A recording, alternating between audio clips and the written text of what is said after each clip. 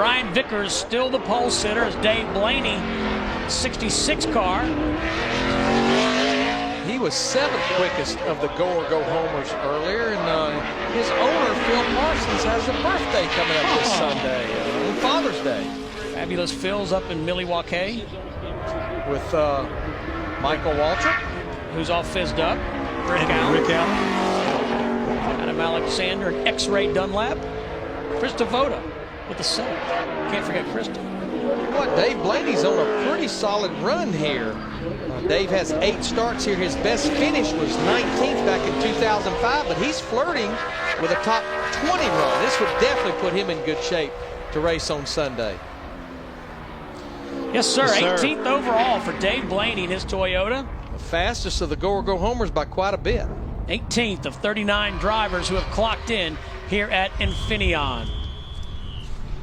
Up next, we have Joe Nemechek, Boris Said, and Chris Cook.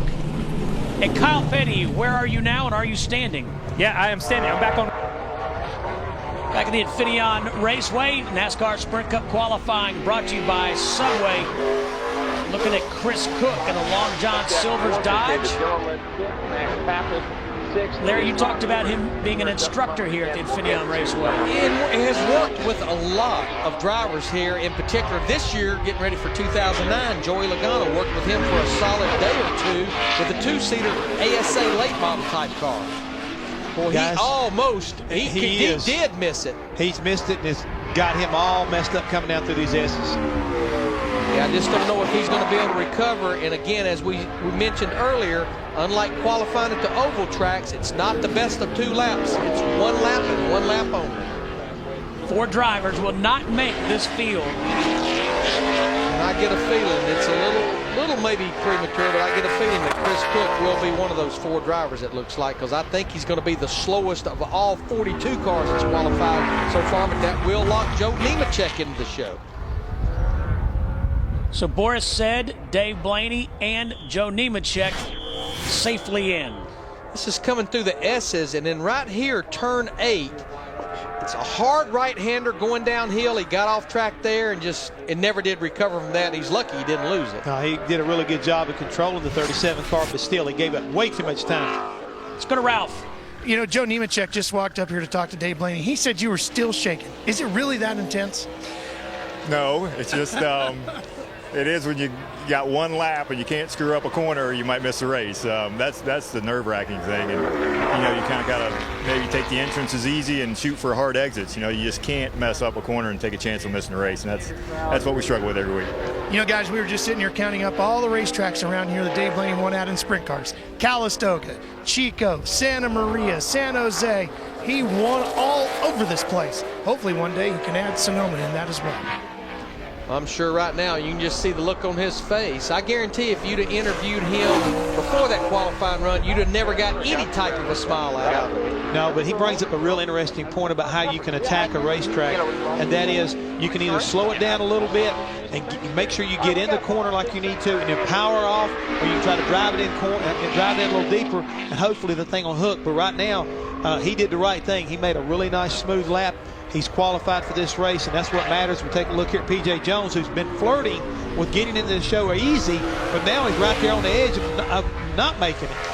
Just wants to stay to the left of that green line. Right now, that green line represents David Gilliland in the 71 car. Throttle back. You're going to make it, buddy. Let me go. And he was very borderline with the way he ran in practice earlier. This lap here is not going to get him in for now. It won't lock him out just yet, but it's not going to get him in, but it will lock David Gilliland into the show. We're running out of time here at Sonoma at Infineon Raceway. Stay with us, see if Brian Vickers can hang on to the pole. Well, we're down here with Joe Nemechek. P.J. Jones is down here. It's okay, P.J. You can join us because we're all tight. It's really tight with you guys right now, too, because we were just talking about the 36 blown an engine, and that is a huge thing, Joe, because for you guys in a zone like this, that's make or break. It definitely is. Tommy's in the same ballpark we are, and trying to hunt sponsors all the time, and man, we're doing the best job we can with what we have. Got some great people. Still looking for a sponsor here for Sonoma, but good things.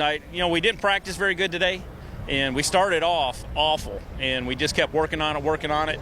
and didn't get to make my last run, and then we threw a couple more changes at it, and it drove good. I made a couple mistakes out there, but big improvements for the team. PJ, you've got so many laps here. A break like this now could slide you into this race. How big of a difficult was it for you on this lap out here in your qualifying round? Well, we were a disaster in practice. We had a bunch of failures. I think I only did like 6 laps of practice. So, I mean, it was, you know, when I went out there to qualify, I really didn't know what I had. And I was just telling the guys I probably left a half a second easy on the table, just not knowing, you know, and that's the hard thing. You know, you know, we didn't show up here just at a last minute kind of a deal. And you know, you got 6 or 8 laps to get in practice to get it right for just 1 lap of qualifying. And your whole weekend is based on this 1 lap. So it's tough. It's tough to do this every Friday. I mean, I sympathize with Joe and all these guys and doing this every week. It's, you know, it's tough. Your dad was one of the old original ringers when they used to race at Riverside back in the days. What's the best story he ever told you about racing when he was a ringer like you are now? Well, he was, I guess NASCAR took away some tires from him or something like that, and he made him start dead last. He set the track record and made him start dead last, and he got up to the lead and took the lead, and he rolled down the window and flipped Bill Sr. the bird. So that was probably the best story at Riverside that I've heard from my dad. Parnelli Jones, he's a living legend. We had him on trackside a couple years ago, and that was just a great opportunity to have Parnelli on the show.